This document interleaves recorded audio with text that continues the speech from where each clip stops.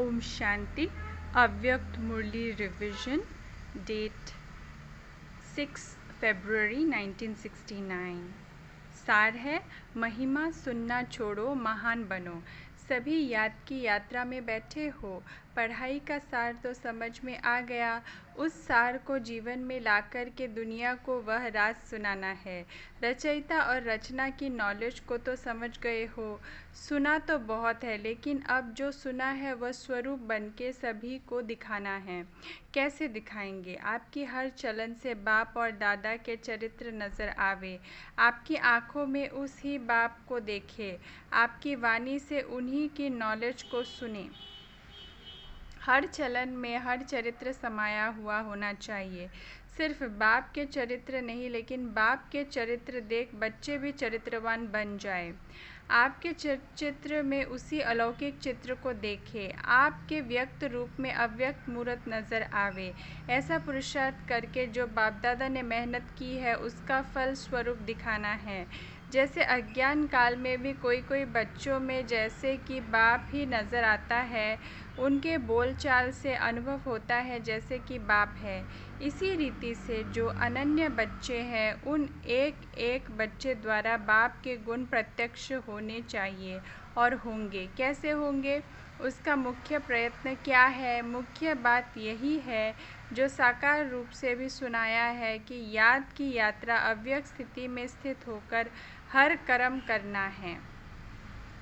अब तो बच्चों को बहुत सामना करना है, लेकिन समर्थ साथ है, इसलिए कोई मुश्किल नहीं है। सिर्फ एक बात सभी को ध्यान में रखनी है कि सामना करने के लिए बीच में रुकावट भी आएगी। सामना करने में रुकावट कौन सी आएगी मालूम है? देह अभिमान। देह अभिमान तो एक मूल बात है, लेकिन सामना करने के लिए बीच में कामना विघ्न डालेगी। कौन सी कामना? मेरा नाम हो, मैं ऐसा हूँ, मेरे से राय क्यों नहीं ली, मेरा मूल्य क्यों नहीं रखा। ये अनेक प्रकार की कामनाएं सामना करने में विघ्न रूप में आएंगी। ये याद रखना है, हमको कोई कामना नहीं करनी है, सामना करना है। अगर कोई कामना की तो सामना नहीं कर सकेंगे। और अव्यक्त स्थिति में महान बनने के लिए एक बात जो कहते रहते हैं वो धारण कर ली तो बहुत जल्दी और सहज अव्यक्त स्थिति में स्थित हो जाएंगे। वो कौन सी बात? हम अभी मेहमान हैं, क्योंकि आप सभी को भी वाया सूक्ष्म वतन होकर घर चलना है। हम मेहमान हैं, ऐसा समझने से महान स्थिति में स्थित हो जाएंगे। मेहमान के बजाय ज़रा भी एक शब्द में अंतर कर लिया तो गिरावट भी आ जाएगी। वह कौन सा शब्द? मेहमान समझना है, लेकिन महिमा में नहीं आना है। अगर महिमा में आ गए तो मेहमान नहीं बनेंगे। मेहमान समझेंगे तो महान बनेंगे। है ज़रा सा अंतर, मेहमान और महिमा, लेकिन ज़रा सा अंतर भी अवस्था को बहुत नीचे ऊपर कर देता है। तुम सभी को ज्ञान कौन सा देते हो? त्रिमूर्ति का। जैसे त्रिमूर्ति का ज्ञान औरों को देते हो, वैसे अपने पास भी 3 बातों का ज्ञान रखना है। 3 बातें छोड़ो और 3 बातें धारण करो। अब ये 3 बातें छोड़ेंगे तब ही स्वरूप में स्थित होंगे, सर्विस में सफलता भी होगी। बताओ कौन सी 3 बातें छोड़नी है? जो सर्विस में विघ्न डालती है वह छोड़नी है। एक तो कभी भी कोई बहाना नहीं देना। दूसरा, कभी भी किससे सर्विस के लिए कहलाना नहीं। तीसरा, सर्विस करते कभी मुरझाना नहीं। बहाना, कहलाना और मुरझाना, ये 3 बातें छोड़नी हैं। और फिर कौन सी 3 बातें धारण करनी हैं? त्याग, तपस्या और सेवा। ये 3 बातें धारणा में चाहिए। तपस्या अर्थात याद की यात्रा और सर्विस के बिना भी जीवन नहीं बन सकती। इन दोनों बातों की सफलता त्याग के बिना नहीं हो सकती। इसलिए 3 बातें छोड़नी है और 3 बातें धारण करनी हैं। अगर इन तीनों बातों की धारणा हुई तो क्या बन जाएंगे? जो आपका गायन है ना, वही स्वरूप बन जाएंगे। यहाँ आबू में भी आपका गायन है, किस रूप में और कौन सा रूप यादगार का है? तपस्या के साथ साथ और भी कोई मुख्य रूप का यादगार है? जिन्होंने दिलवाड़ा मंदिर ध्यान से देखा होगा उन्हें याद होगा। जैसे तपस्वी है तो त्रिनेत्री भी है। तपस्या के साथ साथ याद त्रिमूर्ति की है। तो जैसा यादगार है त्रिनेत्री का, ऐसा बनना है। तीसरा नेत्र कौन सा है? ज्ञान का। ज्ञान का तीसरा नेत्र ही यादगार के रूप में दिखाया है। तपस्वी और त्रिनेत्री। तीसरा नेत्र कायम होगा तभी तपस्वी बन सकेंगे। अगर ज्ञान का नेत्र गायब हो जाता है तो तपस्या भी नहीं रह सकती। इसलिए अब त्रिमूर्ति शब्द को भी याद करके धारणा में चलेंगे तो वह बन जाएंगे। जो शक्तियों का गायन है, जो प्रभाव है, वह देखने में आएगा। अभी गुप्त है। अभी तक शक्तियाँ गुप्त क्यों है? क्योंकि अभी तक अपने स्वमान, अपनी सर्विस और अपनी श्रेष्ठताएं अपने से ही गुप्त है। अपने से ही गुप्त होने कारण सृष्टि से भी गुप्त है। जब अपने में प्रत्यक्षता आएगी तब सृष्टि में भी प्रत्यक्षता होगी। अभी शिवरात्रि का जो पर्व आ रहा है उनको और भी धूमधाम से मनाना है। बड़े उमंग और उल्लास से परिचय देना है, क्योंकि बाप के परिचय में बच्चों का परिचय भी आ जाता है। बच्चे बाप का परिचय देंगे तो बाप फिर अव्यक्त में बच्चों का परिचय, बच्चों का साक्षात्कार आत्माओं को कराते रहेंगे।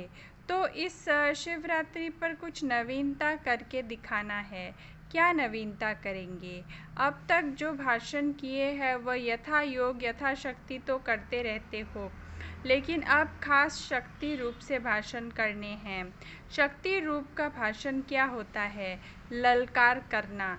क्या ललकार करेंगे? और ही ज़ोर शोर से समय की पहचान दो और उन्हों को बार बार सुनाओ कि ये बाप का कर्तव्य अब जास्ती समय नहीं है। कुछ तो हाथ से गवा दिया, लेकिन जो कुछ थोड़ा समय रहा है उनको भी गवा न दो। ऐसे फोर्स से समय की पहचान दो।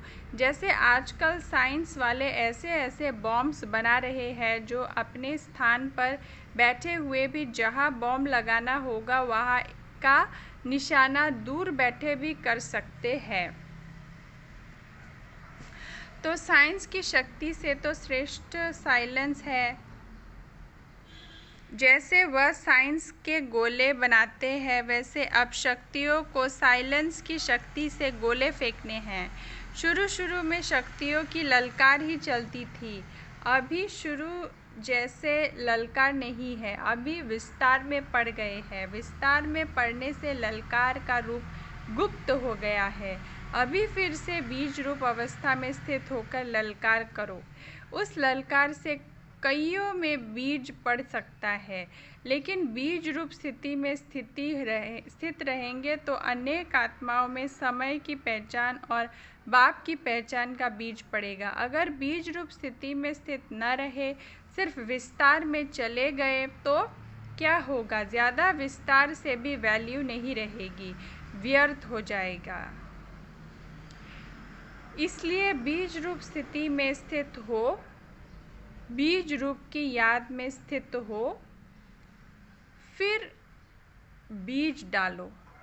फिर देखना ये बीज का फल कितना अच्छा और सहज निकलता है। अभी तक मेहनत जास्ती की है, प्रत्यक्ष फल कम है। अभी मेहनत कम करो, प्रत्यक्ष फल ज़्यादा दिखाओ।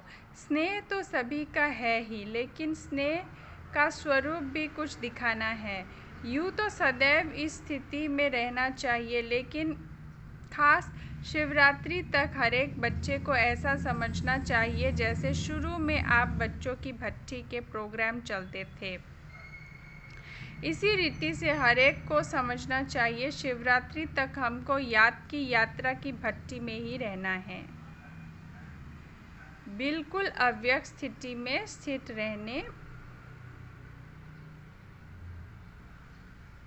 का, अपनी चेकिंग करने का ध्यान रखो। फिर इस अव्यक्त स्थिति का कितना प्रभाव निकलता है?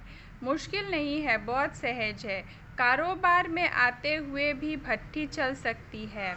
ये तो आंतरिक स्थिति है।